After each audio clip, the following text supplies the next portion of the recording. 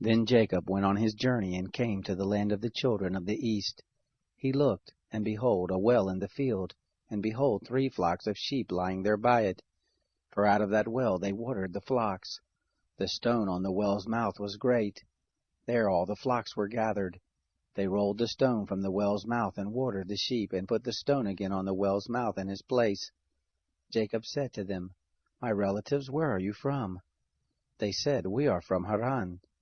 He said to them, Do you know Laban the son of Nahor? They said, We know him. He said to them, Is it well with him? They said, It is well. See, Rachel his daughter is coming with the sheep.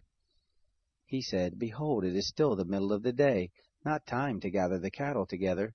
Water the sheep, and go and feed them.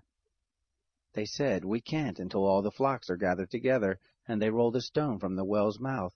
Then we water the sheep.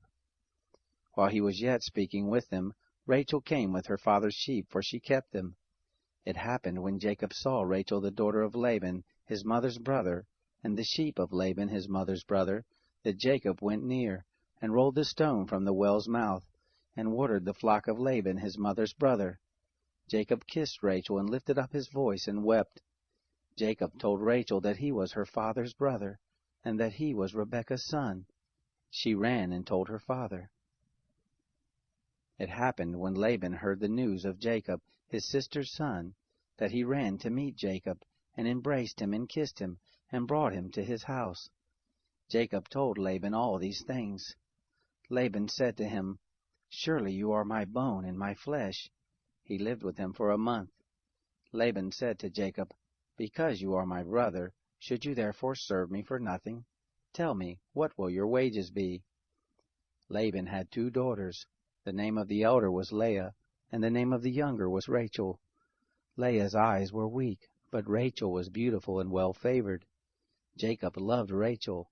He said, I will serve you 7 years for Rachel, your younger daughter. Laban said, It is better that I give her to you than that I should give her to another man. Stay with me. Jacob served 7 years for Rachel. They seemed to him but a few days for the love he had for her.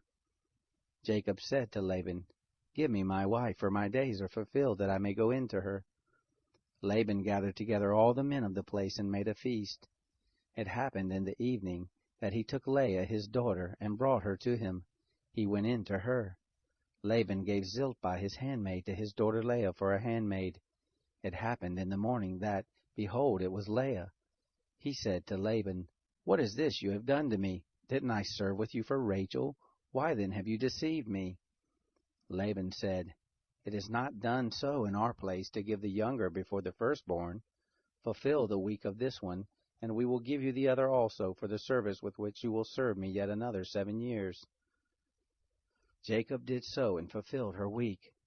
He gave him Rachel his daughter as wife. Laban gave to Rachel his daughter Bilhah his handmaid, to be her handmaid. He went in also to Rachel, and he loved also Rachel more than Leah, and served with him yet another 7 years. The Lord saw that Leah was hated, and he opened her womb, but Rachel was barren. Leah conceived and bore a son, and she named him Reuben. For she said, Because the Lord has looked at my affliction, for now my husband will love me. She conceived again and bare a son, and said, Because the Lord has heard that I am hated, he has therefore given me this son also. She named him Simeon. She conceived again and bare a son, and said, Now this time will my husband be joined to me, because I have borne him 3 sons. Therefore was his name called Levi. She conceived again and bare a son. She said, This time will I praise the Lord. Therefore she named him Judah. Then she stopped bearing.